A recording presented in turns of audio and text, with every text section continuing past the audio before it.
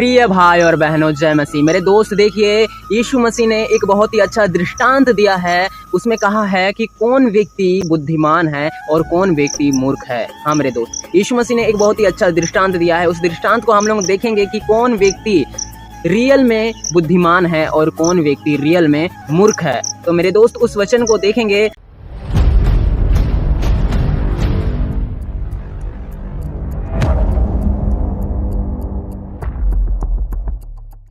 हम लोग देखते हैं मत्ती 7:24 में लिखा हुआ है बुद्धिमान और मूर्ख के विषय में। हाँ मेरे दोस्तों, तो देखते हैं कि बुद्धिमान और मूर्ख के विषय में यीशु मसीह ने कौन सा दृष्टांत को दिया है। तो मेरे दोस्त मत्ती 7:24 में कहता है, इसीलिए जो कोई मेरी ये बातें सुनकर उन्हें मानता है वह उस बुद्धिमान मनुष्य के समान ठहरेगा जिसने अपना घर चट्टान पर बनाया, और मेंह वर्षा और बाढ़ें आई और आंधियां चली और उस घर से टकराई, फिर भी वह नहीं गिरा। हाँ मेरे दोस्त देखिए, बुद्धिमान प्रभु यीशु मसीह ने किसको कहा?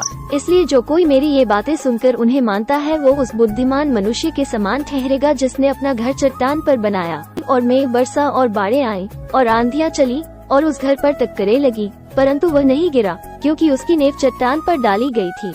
हाँ मेरे दोस्त देखिए, बुद्धिमान प्रभु यीशु मसीह ने किसको कहा? यीशु मसीह ने कहा कि जो कोई मेरा बात को सुनता है, जो कोई मेरी आज्ञाओं पर चलता है, वह उस बुद्धिमान मनुष्य के समान ठहरेगा। वो उस बुद्धिमान मनुष्य के समान है जो आंधी आता है, तूफान आता है, बाढ़ आता है, उस घर से टकराता है, लेकिन वो घर जो है स्थिर रहता है, वो गिरता नहीं है, वो नाश नहीं होता है। वो उस बुद्धिमान मनुष्य के समान ठहरेगा। मेरे दोस्त, यीशु मसीह ने बताया कि जो कोई परमेश्वर के वचन और व्यवस्था के अनुसार चलता है वह एक बुद्धिमान मनुष्य है। यीशु मसीह ने बताया। आइए मेरे दोस्त, अब देखते हैं कि मूर्ख व्यक्ति प्रभु यीशु मसीह ने किसको बताया। मेरे दोस्त, यीशु मसीह ने मूर्ख व्यक्ति, मूर्ख मनुष्य के विषय में दृष्टांत दिया है। मत्ती 7:26 में कहता है, परंतु जो कोई मेरी ये बातें सुनता है और उन पर नहीं चलता वह उस निर्बुद्धि मनुष्य के समान ठहरेगा जिसने अपना घर बालू पर बनाया, और मेंह वर्षा और बाढ़ें आई और आंधियां चली और उस घर से टकराई और वह घर गिरकर सत्यानाश हो गया। यीशु मसीह ने कहा कि वह मनुष्य जो मेरे वचन के अनुसार, जो मैं कहता हूँ, जो परमेश्वर के वचन और व्यवस्था के अनुसार नहीं चलता, उसको सुनता है परंतु उस पर चलता नहीं है, तो वह उस मूर्ख इंसान, वो उस मूर्ख मनुष्य के समान ठहरेगा जो अपना घर को एक बालू में, एक रेत वाले स्थान में, रेत में बनाता है, और बाढ़ आता है, आंधी आता है, तूफान आता है, उस घर से टकराता है तो वो घर गिर जाता है, वो सत्यानाश हो जाता है। तो मेरे दोस्त, यदि देखिए हम परमेश्वर के वचन और व्यवस्था के अनुसार चलते हैं, हम परमेश्वर के ऊपर विश्वास करते हैं, हम प्रभु यीशु मसीह के ऊपर विश्वास करते हैं कि मार्ग, सत्य और जीवन कौन है? यीशु मसीह है। हम विश्वास करते हैं तो हम लोग बहुत मजबूत है ना। एक घर जब एक पथरीला इलाके में जब हम लोग घर बनाते हैं ना, तो वो घर बहुत ही मजबूत होता है। जब हम लोग पथरीला इलाके में नींव को डालते हैं ना, तो वो घर बहुत ही मजबूत हो जाता है। ठीक उसी तरह हम लोग जब परमेश्वर के वचन और व्यवस्था के अनुसार चलते हैं ना, तो हम लोग भी उसी तरह बहुत मजबूत हो जाते हैं। लेकिन जो इंसान, जो मनुष्य परमेश्वर के वचन और व्यवस्था के अनुसार नहीं चलता है तो बहुत कमजोर होता है। क्योंकि देखिए, यीशु मसीह ने वो उदाहरण दिया कि उसने अपने घर को रेत पे बनाया, बालू पे बनाया। यीशु मसीह ने वो चीज़ उदाहरण दिया। तो मेरे दोस्त देखिए, जो समुंदर के किनारे होगा ना, बालू सब होगा, वहाँ पे यदि आप घर बनाएंगे तो वो बालू में होगा ना, इतना मजबूत नहीं होगा, मजबूत नहीं होगा, और वो आंधी आएगा, तूफान आएगा, गिर जाएगा। तो वो मूर्ख नहीं हुआ तो क्या हुआ? जो इंसान रेत पे घर बनाएगा तो मूर्ख ही हुआ ना। तब आंधी तूफान आएगा तो उसका जो घर होगा उसको तो उड़ा ले जाएगा, वो गिर जाएगा, वो सत्यानाश हो जाएगा। परमेश्वर का तो वचन कहता है कि वो सत्यानाश हो जाएगा। तो मेरे दोस्त देखिए, हमें मूर्ख नहीं बनना है, हमें परमेश्वर के वचन को जो हम सुनते हैं उस पर हमको चलना है, तो हम एक बुद्धिमान मनुष्य के समान है। और यदि हम वचन को सुनते हैं और उस पर नहीं चलते तो हम एक मूर्ख है। देखिए मेरे दोस्त, इस दुनिया में बहुत से लोग गरीब हैं और बहुत से लोग क्या है? अमीर है। तो मेरे दोस्त, जो लोग अमीर है, भले उनके पास घर है, गाड़ी है, बंगला है, कुछ भी है, पैसा भरपूर मात्रा में है ना मेरे दोस्त, पैसा उनके पास भरपूर मात्रा में है, और वे परमेश्वर के वचन को यदि सुने और उन पर नहीं चले तो वो एक मूर्ख है। चाहे उनके पास बड़ा डिग्री क्यों ना हो, चाहे वो कितना ही क्यों ना पढ़ा हो, वो एक मूर्ख व्यक्ति है।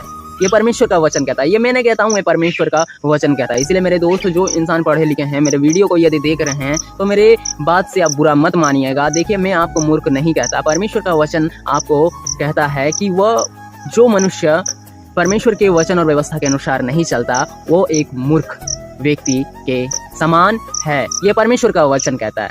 और देखिए मेरे दोस्त, हमें मूर्ख नहीं बनना है, हमें एक बुद्धिमान मनुष्य बनना है। क्योंकि देखिए मेरे दोस्त, परमेश्वर मूर्खों को नहीं चुनेंगे, परमेश्वर बुद्धिमानों को चुनेंगे। इसलिए परमेश्वर से हमें प्रार्थना करना है, प्रभु से हमें प्रार्थना करना है कि हे परमेश्वर, हे मेरे प्रभु, हमें बुद्धि दीजिए, हमें इतना सद्बुद्धि दीजिए कि क्या चीज़ गलत है, क्या चीज़ गलत नहीं है, उस चीज़ को हम लोग पहचान पाए। ये चीज़ हम लोग परमेश्वर से प्रार्थना करना है, हमें प्रभु को मांगना है, क्या गलत है, क्या गलत नहीं है, किस में चलना चाहिए, क्या चीज़ नहीं करना चाहिए, क्या चीज़ करना चाहिए। ये चीज़ हमें परमेश्वर से, प्रभु से पूछना है। परमेश्वर प्रभु हमारा जीवता खुदा है ना, जीवता परमेश्वर है। यीशु मसीह ने मृत्यु पर विजय पाया है, तो वह सबका सुनेगा। जब हम लोग प्रभु से बातें करेंगे ना, तो प्रभु हमारी अगुवाई करेगा। मेरे दोस्त, आप विश्वास करते हो?